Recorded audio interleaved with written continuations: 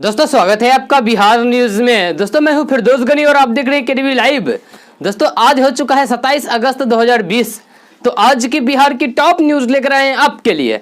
दोस्तों video start करने से पहले आपसे एक रिक्वेस्ट है, अगर आप नए आए इस चैनल पर तो चैनल को सब्सक्राइब करके बेल आइकन को भी प्रेस कर दीजिए और साथ में वीडियो को लाइक कीजिए, अपने दोस्तों के साथ शेयर भी कीजिए। तो चलिए दोस्तों स्टार्ट करते हैं आज का न्यूज।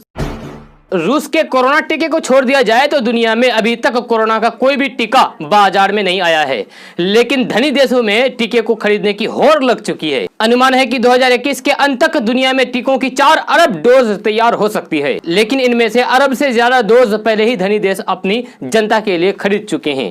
कम एवं मध्य आय वाले देश इस दौड़ में पिछड़ गए हैं। एक रिपोर्ट में कहा गया है कि 8 प्रमुख टीकों में से 6 टीकों पर धनी देश पहले ही काबिज हो चुके हैं। उन्होंने 6 टीकों में 2 अरब डोज की बुकिंग कर ली है। वे टीका बनाने वाली कंपनी के साथ करार कर चुके हैं। बिहार में कोरोना का कहर जारी है। अब तक कोरोना महामारी की संख्या 1,26,990 हो चुकी है। जी हां, बिहार में 26 अगस्त तक कोरोना की कुल नए मामले 2163 सामने आए हैं। बिहार में 24 घंटे में 17 लोगों की जान चली गई है। राज्य में अब तक 1,04,531 लोग ठीक भी हो चुके हैं।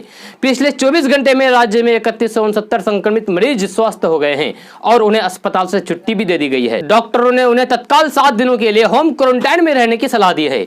जी हां, राज्य में अब तक 1,04,531 संक्रमित मरीज स्वस्थ होकर अपने अपने घर लौट चुके हैं। बिहार विधानसभा चुनाव से पहले नीतीश सरकार ने खजाना खोल दिया है। बिहार में सड़क, कृषि, ऊर्जा, उद्योग समेत अन्य क्षेत्र में योजनाओं में गति देने के लिए एक ही झटके में 11,400 करोड़ रुपए के प्रशासनिक खर्च पर हरी झंडी दे दी गई है। जी हां, फैसले से सैकड़ों किलोमीटर सड़क, बिजली आपूर्ति और बिजली जनरेशन होगी। कैबिनेट ने मुख्यमंत्री कृषि विद्युत योजना पर 1,300 करोड़ करने पर मोहर लगाई है, जबकि 1,200 करोड़ की राशि बिजली वितरण कंपनी देने पर मोहर लगाई है। चुनाव के ठीक पहले अल्पसंख्यक मान्यता प्राप्त विद्यालय के शिक्षक और शिक्षकेतर कर्मियों को 7वां वेतनमान लागू कर दिया है। यह लाभ 1 जनवरी 2006 या फिर उसके बाद 27 मई 2011 के पूर्व नियुक्त कर्मियों को मिलेगा। वहीं डॉक्टर के बाद अब डॉक्टरी की भी पढ़ाई करने वाले स्टूडेंट को 1 महीने का वेतन दिया जाएगा। रिजर्व बैंक ऑफ इंडिया यानी कि आरबीआई की रिपोर्ट को लेकर कांग्रेस नेता राहुल गांधी ने बुधवार को मोदी सरकार पर ताजा हमला करते हुए कहा कि मीडिया के माध्यम से ध्यान भटकाने से गरीबों की मदद नहीं होगी। राहुल गांधी का यह ट्वीट कोरोना महामारी के बीच आर्थिक संकुचन पर भारतीय रिजर्व बैंक की ताजा चेतावनी के बाद आया है। राहुल गांधी ने सुबह एक समाचार रिपोर्ट के साथ किए गए अपने ट्वीट में लिखा है कि आरबीआई ने अब पुष्टि की है कि मैं मई महीने से क्या चेतावनी दे रहा हूँ। इस चेतावनी में उन्होंने कुछ सुझाव दिए हैं। सरकार को चाहिए कि अधिक खर्च करें, अधिक उधार ना दें, गरीबों को पैसा दें, उद्योगपतियों को कर में कटौती नहीं, अर्थव्यवस्था को उपभोक्ता के साथ पूर्ण स्थापित करें। उन्होंने कहा कि मीडिया के माध्यम से ध्यान भटकाने से गरीबों को मदद नहीं मिलेगी या इससे आर्थिक आपदा गायब नहीं होने वाली है। नीतीश कैबिनेट की बैठक खत्म हो गई है। जी हां, 49 एजेंडों पर मोहर लगी है। बिहार कैबिनेट की बैठक खत्म हो गई है। नीतीश सरकार की इस अहम बैठक में कई बड़े निर्णय लिए गए हैं। इस मीटिंग में कुल 49 एजेंडों पर मोहर लगी है। इस बैठक में कृषि आधारित उद्योग को बढ़ावा देने के लिए नई प्रोत्साहन नीति पर भी मोहर लगी है। बिहार कृषि निवेशक प्रोत्साहन नीति 2020 को मंजूरी दे दी गई है। इसके अलावा फसलों के उत्पादनता को बढ़ावा देने को लेकर बाजार मुहैया कराने तक नीति में प्रावधान किया गया है। गया के फल्गु नदी के बाएं तट पर विष्णुपद मंदिर के निकट सालों भर नदी में पानी की योजना। जी हां, 226 करोड़ रुपए की प्रशासनिक स्वीकृति और खर्च करने पर मोहर लगी है। लकड़ी पर आधारित उद्योग को बढ़ावा देने को लेकर भी फैसला लिया गया है। जी हां, बिहार काष्ठ आधारित उद्योग निवेश प्रोत्साहन नीति 2020 को स्वीकृति दे दी गई है। एक दौर था जब किसानों के नाम पर दिल्ली से चला हुआ पैसा तहसीलदारों, लेखपालों और वीडियो की फाइलों में साफ हो जाता था। किसानों को पता नहीं चलता था कि सरकार ने उनके लिए कुछ किया है। लेकिन अब दौर बदल गया है। अब डीपीटी के जरिए सीधे किसानों के बैंक अकाउंट में पैसा पहुंच रहा है। बीच में पैसा खाने वाले भ्रष्टाचारियों के रास्ते बंद हो गए हैं। इस वक्त केंद्र सरकार के अलावा 5 राज्य सरकारों द्वारा किसानों को डायरेक्ट पैसा ट्रांसफर किया जाता है। कृषि विशेषज्ञों का कहना है कि अधिकारियों के द्वारा पैसे भेजने से अच्छा कि भविष्य में सभी योजनाओं का लाभ सीधे किसानों के बैंक अकाउंट में ही दिया जाए। राष्ट्रीय किसान संघ के संस्थापक सदस्य बीके आनंद कहते हैं कि जब से किसानों को नगद सहायता दी जा रही है तब से उनकी आर्थिक स्थिति में थोड़ा सा सुधार हुआ है, वरना केंद्र या फिर राज्य सरकारों का भेजा पैसा फाइलों के जरिए नेताओं और अधिकारियों के घर पहुंच जाता था। अच्छा यह है कि आगे उर्वरक सब्सिडी भी सीधे किसानों के खाते में भी दिया जाए। इससे कालाबाजारी रुकेगी। रूस ने कोरोना के खिलाफ दुनिया के पहले कोरोना वैक्सीन का उत्पादन शुरू करने की घोषणा की थी। हालांकि रूस का यह टीका दुनिया भर में अमेरिका, जर्मनी, फ्रांस और स्पेन जैसे देशों के संदेह के दायरे में है, लेकिन भारत ने रूस के टीके पर भरोसा जताया है। जी हां, भारत ने इस टीके को लेने में रुचि दिखाई है। इस संबंध में दोनों देशों के बीच बातचीत भी चल रही है। ये जानकारी भारत के स्वास्थ्य मंत्रालय ने दी है। केंद्रीय स्वास्थ्य सचिव राजेश भूषण ने कहा है कि भारत और रूस के बीच स्पुतनिक 5 कोरोना वैक्सीन को लेकर बातचीत चल रही है। कुछ प्रारंभिक जानकारी साझा की गई है। बिहार में स्कूल खोलने को लेकर कई सारी योजनाएं लगातार बनाई जा रही है, जिसे केंद्र सरकार की मंजूरी ही अहम भूमिका निभाती है। जी हां, बिना केंद्र सरकार की मंजूरी से स्कूलों को खोलने की शुरुआत नहीं की जा सकती है। आपको बता दें कि 1 सितंबर 2020 से अनलॉक 4.0 की शुरुआत हो जाएगी। ऐसे में कई सारे नियमों में बदलाव भी होंगे और नया गाइडलाइंस भी जारी होगा। आपको बता दें कि बिहार सरकार राज्य में 7 सितंबर तक के लिए लॉकडाउन लगाया है, लेकिन फिर भी यहां कोरोना का संक्रमण काफी तेजी के साथ फैल रहा है। इस स्थिति में स्कूल और कॉलेज खोलने का फैसला नहीं किया जा सकता है। केंद्र सरकार की तरफ से स्कूल खोलने को लेकर अभी चुप्पी है, इसलिए फिलहाल स्कूल और कॉलेज बिहार में बंद ही रहेंगी। जब तक कि अगला फरमान न आ जाए तब तक स्कूल और कॉलेज नहीं खोला जाएगा।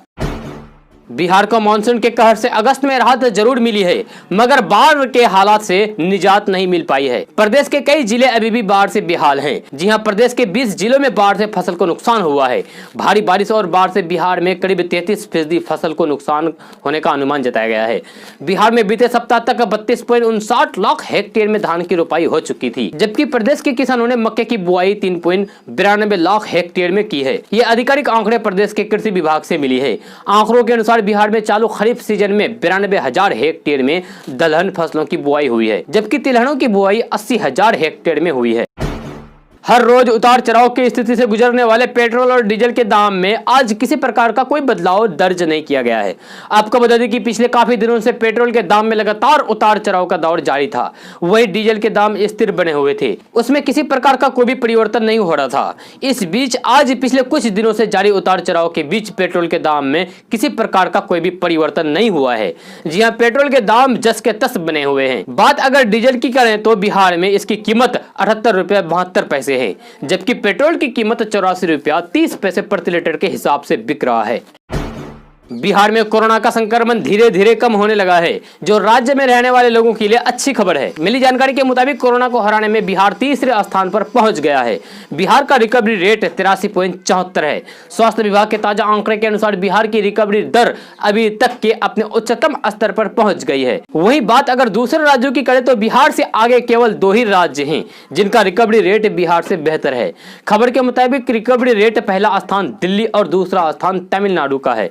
दिल्ली का रिकवरी रेट 90% और तमिलनाडु का रिकवरी रेट 84% है, जबकि बिहार का रिकवरी रेट 83.74% है। इस तरीके से कोरोना का प्रभाव बिहार में धीरे धीरे कम होने लगा है, लेकिन फिर भी राज्य में रहने वाले लोगों को अभी भी सावधान रहने की जरूरत है। पीएम किसान योजना में फर्जी किसानों को पकड़ने का अभियान शुरू हो गया है। जी हां, देश की अन्य योजना की तरह ही पीएम किसान स्कीम पर भी बेईमानों का नजर लग गया है। जी हां, सरकार ने पीएम किसान स्कीम बनाई थी तो साफ हो गया था कि किसको इसके तहत पैसा मिलेगा, लेकिन अब जानकारी सामने आ रही है कि बहुत से ऐसे लोग भी इस स्कीम में पैसे ले रहे हैं जो पात्र नहीं है। लगातार आ रही ऐसी शिकायतों के बाद अब केंद्र सरकार ने इसे रोकने का कदम उठाया है। केंद्र सरकार ने इसके लिए राज्यों से भी मदद मांगी है। उम्मीद है कि जल्द ही उन लोगों को पकड़ लिया जाएगा जो पात्र नहीं होने के बाद भी पीएम किसान योजना का पैसा ले रहे हैं। पीएम किसान योजना के नियमों में साफ साफ लिखा है कि राज्य सरकार या फिर केंद्र सरकार के कर्मचारी पीएम किसान योजना का फायदा ले सकते हैं। इसके अलावा राज्य और केंद्र सरकार के रिटायर कर्मचारी भी इस योजना का फायदा नहीं ले सकते हैं। लेकिन शिकायतों में सामने आ रहे हैं कि ऐसे ढेर सारे कर्मचारी और रिटायर लोग पीएम किसान योजना का पैसा ले रहे हैं। अब सरकार इनको पकड़ने के ऑनलाइन सिस्टम बनाने जा रही है। इनकी तैयारी शुरू कर दी गई है। बिहार में नौकरी करने वाले शिक्षकों को बिहार सरकार वेतन देने जा रही है। मिली जानकारी के मुताबिक इसके लिए सरकार की ओर से 4,727 करोड़ रुपए जारी कर दिया गया है। बहुत जल्द शिक्षकों को अगस्त महीने तक का वेतन उनके बैंक अकाउंट में आ जाएगा। खबर के अनुसार शिक्षा विभाग के उप सचिव अरशद फिरोज ने मंगलवार को महालेखाकार को पत्र भेज दिया है। बहुत जल्द शिक्षकों को वेतन का भुगतान शुरू हो जाएगा। जिन शिक्षकों को वेतन नहीं मिला है उन्हें वेतन का लाभ मिलेगा। आपको बता दें कि समग्र शिक्षा अभियान के तहत राज्य के लगभग 2,67,000 शिक्षकों को वेतन भुगतान किया जाएगा। शिक्षकों के वेतन भुगतान के लिए राज्य सरकार ने 4,727 करोड़ 95 लाख रुपए आवंटित कर दिया है। जी हां, साथ ही साथ जल्द से जल्द वेतन भुगतान करने का आदेश दिया गया है। बिहार के उप मुख्यमंत्री और भाजपा नेता सुशील कुमार मोदी ने कांग्रेस के कुछ वरिष्ठ नेताओं के भाजपा से मिलीभगत होने के राहुल गांधी के आरोपों पर पलटवार किया है। उन्होंने कहा कि कांग्रेस अपने पुनर्जीवन के अवसर स्वयं खोती दिखाई दे रही है और भाजपा पर विपक्ष को समाप्त करने का अनर्गल आरोप लगाती है। सुशील कुमार मोदी ने ट्वीट करके कहा है कि पहले राहुल गांधी और प्रियंका गांधी परिवार के बाहर से कांग्रेस अध्यक्ष बनाने के विचार देकर त्याग की छवि बनाते हैं। जब उनके बयान पर भरोसा करके 23 सीनियर लोग सोनिया गांधी को चिट्ठी लिखते हैं तो उसे भाई बहन मिलकर विद्रोह बता देते हैं। जी हां, भाजपा नेता ने कहा है कि देश की सबसे पुरानी पार्टी में आंतरिक लोकतंत्र का ये सुनियोजित वोट था, जिसे बाकायदा कार्य समिति की बैठक में अंजाम दिया गया है। बिहार के मुजफ्फरपुर, गोपालगंज, मधुबनी, दरभंगा सहित कई जिलों में विभिन्न नदियों के उफान से आई बाढ़ का पानी उतरने के बाद गांव में बर्बादी का मंजर दिखने लगा है। बाढ़ प्रभावित इलाकों के गांव के कच्चे मकान टूट गए हैं। बाढ़ का पानी उतरने के बाद करीब 35 दिन से ज्यादा समय तक बांध या फिर सड़क के किनारे जिंदगी गुजार रहे लोग अब अपने घरों में लौटने लगे हैं, लेकिन अपने गाँव की तबाही देखकर उनका कलेजा फट रहा है। लोगों के तिनका तिनका जोड़कर बसाई गृहस्थी बिखर गई है। लोग अब आगे की जिंदगी को पटरी पर लाने को लेकर चिंतित है। घरों में कीचड़ भरे हुए हैं और उसमें से निकलने वाले बदबू ने जीना मुहाल कर दिया है। बिहार में कोरोना का संकट बना हुआ है, लेकिन यहाँ के लोग लापरवाही से बाज नहीं आ रहे हैं। सरकारी आदेश के मुताबिक बिहार के लोगों को मास्क लगाना अनिवार्य कर दिया गया है, लेकिन लोग मास्क का इस्तेमाल नहीं कर रहे हैं। इसे देखते हुए बिहार सरकार ने बड़ा फैसला लिया है। मिली जानकारी के मुताबिक आज से पूरे बिहार में मास्क जांच अभियान चलाया जाएगा। जो लोग बिना मास्क के दिखाई देते हैं उन पर जिला प्रशासन सख्त कार्रवाई कर सकती है। साथ ही साथ उन पर जुर्माना भी लगाया जा सकता है।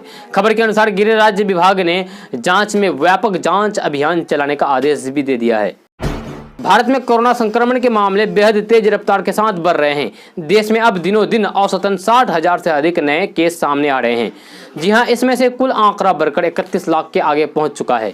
साथ ही बड़ी संख्या में लोगों की जान भी जा चुकी है। लेकिन भारत में कोरोना के मामले आखिर इतनी तेज रफ्तार से क्यों बढ़ रहे हैं? भारतीय आयुर्विज्ञान अनुसंधान परिषद ने इसकी वजह बताई है। ICIMR के महानिदेशक ने देश में बढ़ रहे कोरोना के मामले की रफ्तार का कारण बताया है। उन्होंने कहा है कि कुछ गैर जिम्मेवार लोग मास्क नहीं पहनते हैं और सोशल डिस्टेंसिंग बनाकर नहीं रखने की वजह से भारत में कोरोना फैलते हैं। आरजेडी ज्वाइन करने को बेचैन पूर्व सांसद रामा सिंह ने आरजेडी नेता रघुवंश प्रसाद सिंह के खिलाफ मोर्चा खोल दिया है। रामा सिंह ने रघुवंश प्रसाद सिंह पर करारा हमला बोला है। उन्होंने कहा कि रघुवंश प्रसाद 1990 से हमसे हारते रहे हैं। लोकसभा चुनाव से लेकर विधानसभा चुनाव तक हमसे हार रहे हैं। मेरे खिलाफ वे कोर्ट भी जा चुके हैं। मेरी कोई निजी समस्या रघुवंश प्रसाद सिंह से नहीं है, लेकिन अगर वे आरजेडी छोड़ते हैं तो पार्टी पर इसका कोई भी असर नहीं पड़ेगा। रामा सिंह ने यह भी कहा है कि रघुवंश प्रसाद सिंह की पहचान लालू की वजह से है। आपको बता दें कि बिहार विधानसभा चुनाव से पहले पूर्व सांसद रामा सिंह के आरजेडी ज्वाइन करने को लेकर लगातार कयास चल रहे हैं। हालांकि सस्पेंस बरकरार है, लेकिन बिहार के सियासी गलियारों में यह चर्चा है कि रामा सिंह आरजेडी ज्वाइन करने को आतुर है। विधानसभा चुनाव की तैयारी में जुटे जेडीयू वर्चुअल रैली करने वाली है। इस रैली को 6 सितंबर को नीतीश कुमार संबोधित करेंगे, लेकिन इस रैली पर आरजेडी नीतीश कुमार पर हमला बोला है। जी हां, कभी नीतीश कुमार के करीबी रहे श्याम रजक आरजेडी में जाते ही नीतीश सरकार पर हमला बोलना शुरू कर दिया है। श्याम रजक ने कहा है कि नीतीश कुमार को अब जनता की महक बर्दाश्त नहीं होती है, इसलिए वे लोगों के बीच नहीं जा रहे हैं, क्योंकि वे राजा की तरह समझते हैं। जनता से दूरी बनाकर रहना चाहते हैं। अब जनता ने उनसे भी दूरी बना ली है। श्याम रजक ने कहा कि नीतीश कुमार बिहार विधानसभा चुनाव आते ही वे योजनाओं के उद्घाटन में जुट गए हैं। बिहार विधानसभा चुनाव से पहले एनडीए में घमासान मचा हुआ है। इस घमासान की वजह सीएम नीतीश कुमार और लोजपा सुप्रीमो चिराग पासवान के बीच टकराव है। चिराग पासवान सीएम नीतीश कुमार पर कई बार खुलकर हमला करते रहे हैं। कई बार सीएम को चिट्ठी लिखकर उन्होंने बेहद सादे शब्दों में उन पर हमला बोला है। अब चिराग पासवान ने सीएम नीतीश कुमार को एक और चिट्ठी लिख दी है। मामला जेईई नीट परीक्षा से जुड़ा है। चिराग पासवान ने अपनी चिट्ठी में लिखा है कि कोरोना और बाढ़ जैसे संकट की वजह से जेईई नीट परीक्षा संभव नहीं है, इसलिए वे केंद्र सरकार को बिहार की मौजूदा स्थिति से अवगत कराएं और परीक्षा टालने का आग्रह करें। चिराग पासवान ने लिखा है कि कोरोना काल में बिहार में बाढ़ के प्रभाव कम होने तक और रुकने के लिए होटल का इंतजाम न होने तब तक परीक्षा स्थगित करनी चाहिए। मेडविन हेल्थ केयर ने एक ऐसा डिवाइस लॉन्च किया है जो कोरोना को फैलने से रोकते हैं। जी हाँ, कंपनी का दावा है कि यह डिवाइस 99.9% प्रभावी है। इस डिवाइस का नाम साइकोकन है। मेडविन हेल्थ केयर ने एक बयान में बताया है कि इस डिवाइस की खोज ऑर्गेनाइजेशन द स्केलेन और स्केलेन साइबरनेटिक्स लिमिटेड के चेयरमैन और चीफ साइंटिफिक ऑफिसर राजा विजय कुमार ने की है। कंपनी ने बताया कि उनके पास भारत के लिए साइकोकन का निर्माण और बिक्री के लिए ह्यूमैनिटेरियन एग्रीमेंट है। देश में कोरोना का रिकवरी रेट भले ही सुधर रहा हो, लेकिन संक्रमण के नए मामले और संक्रमण की वजह से जाने गंवाने वालों की संख्या कम नहीं हो रही है और लगातार बढ़ती ही जा रही है। पिछले 24 घंटे में यानी कि मंगलवार सुबह 8 बजे से लेकर बुधवार सुबह 10 बजे तक कोरोना के 67,151 नए मामले सामने आए हैं और कोरोना की कुल मामलों का आंकड़ा बढ़कर 32,34,474 हो गया है। हालांकि कोरोना से ठीक होने वाले लोगों की संख्या भी लगातार बढ़ रहे हैं, जिस वजह से कोरोना का रिकवरी रेट तेजी से ऊपर उठ रहा है। पिछले 24 घंटे के दौरान देश भर में कोरोना से 63,173 लोग पूरी तरीके से ठीक भी हो चुके हैं। बिहार सरकार ने 10 आईएएस और 8 आईपीएस अफसरों का तबादला कर दिया है। इस दौरान मनीष कुमार मीना को दरभंगा नगर आयुक्त बनाया गया है, तो दरभंगा डीडीसी की जिम्मेवारी तनैया सुल्तानिया को दी गई है। इसके अलावा अभिलाषा शर्मा को खगड़िया डीडीसी और तरनजीत सिंह को सीतामढ़ी का डीडीसी बनाया गया है। वहीं आईएएस घनश्याम मीना को उत्तर प्रदेश कैडर भेजा गया है। माना जा रहा है कि यह तबादला राज्य में कानून एवं व्यवस्था में सुधार के साथ बिहार चुनाव के मद्देनजर किए गए हैं। केंद्रीय मंत्री नित्यानंद राय ने कहा है कि मुजफ्फरपुर में 500 बिस्तरों वाला अस्थायी कोरोना अस्पताल में 31 अगस्त से कामकाज शुरू हो जाएगा। केंद्रीय गृह राज्य मंत्री नित्यानंद राय ने मुजफ्फरपुर शहर में फतेह हवाई अड्डे के पास अस्पताल स्थल का दौरा करने के बाद ये जानकारी दी है। बिहार के पूर्व मुख्यमंत्री जीतन राम मांझी की पार्टी हिंदुस्तानी अवाम मोर्चा के महागठबंधन से अलग होने के फैसले के बाद माना जा रहा था कि अब सीट बंटवारा आसान हो जाएगा और कहीं कोई दिक्कत नहीं आएगी। खबर यह भी आई है कि आरजेडी चीफ लालू प्रसाद यादव ने एक फॉर्मूला भी सेट कर दिया है, जिसमें आरजेडी के लिए 150 सीटें तय कर दी है और शेष अन्य घटक दलों के लिए छोड़ दिया है। लेकिन लगता है कि सीट शेयरिंग का मसला अभी भी हल नहीं हुआ है।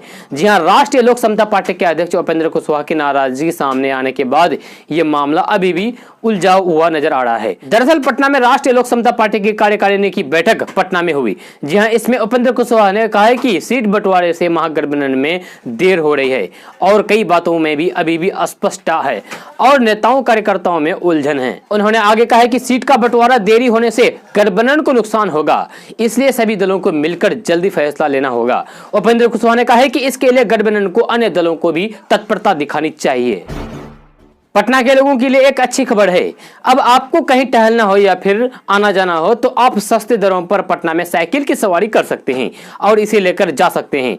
पटना नगर निगम ने पर्यावरण को ध्यान में रखते हुए बड़ी महत्वाकांक्षी योजनाएं शुरू करने का फैसला किया है।